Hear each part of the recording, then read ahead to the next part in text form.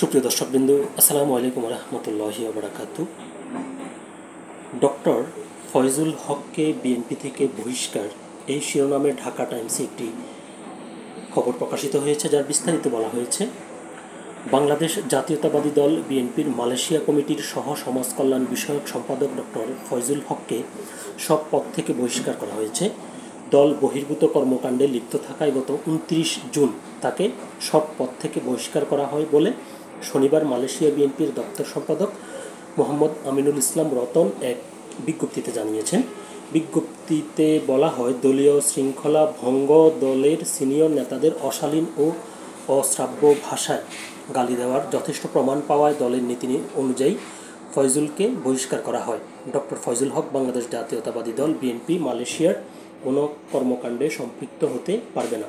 এদিকে শনিবার নিজের ভেরিফাইড ফেসবুক আইডিতে ঘোষণা দিয়ে বিএনপি থেকে পদত্যাগ করেন দলটির মালয়েশিয়া কমিটির সহ সমাজ কল্যাণ বিষয়ক সম্পাদক ডক্টর ফয়জুল হক।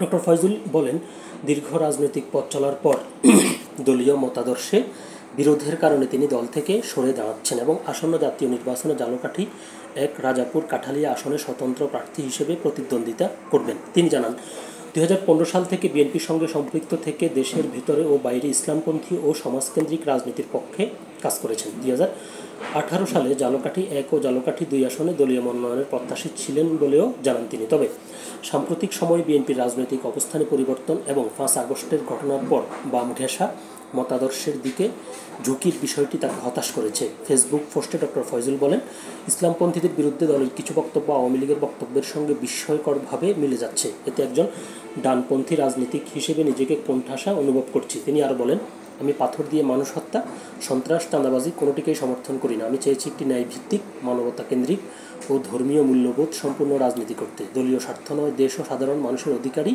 আমার রাজনীতির মূল মন্ত্র।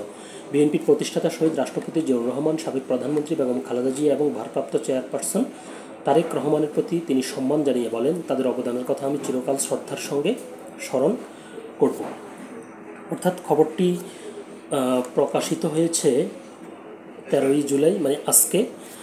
তারপর তিনি কিন্তু গতকালকেই বিএনপি থেকে নিজ থেকে তিনি পদত্যাগের ঘোষণা দিয়েছেন।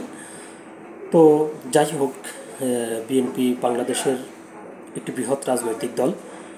তো বর্তমানে বিশেষ করে জুলাই আগস্ট গণ অভ্যুত্থান পরবর্তী বাংলাদেশে দেশের সাধারণ মানুষ বিএনপির কাছ থেকে যেরকম ইতিবাচক রাজনীতি প্রত্যাশা করেছিল, সেই প্রত্যাশার জায়গা থেকে বিএনপি, আমি বলবো, মানুষকে দিন দিন হতাশ করছে এবং এই হতাশার পরিমাণটা বাড়ছে। সর্বশেষ গত পরশু থেকেই পুরনো ঢাকায় যে সোহাগকে পাথর মেরে হত্যার বিষয়টি সামনে এলে সারা দেশে এর বিরুদ্ধে তোলপাড় চলছিল। এরপরেও যাত্রাবাড়িতে শরীয়তপুরের বাস থেকে চাঁদা নেওয়া, তারপর আরও কয়েকটি খবর সামনে আসছে। তো বলতে গেলে এই সব বিষয়কে সামনে রেখে বিএনপির রাজনীতি এখন একরকম টালমাটাল। গতকালকেও খবর এসেছে যে বিএনপির ভ্রাতৃপ্রতিম সংগঠন ছাত্রদল, যুবদল থেকে সারা দেশে অনেকেই পদত্যাগ করেছেন।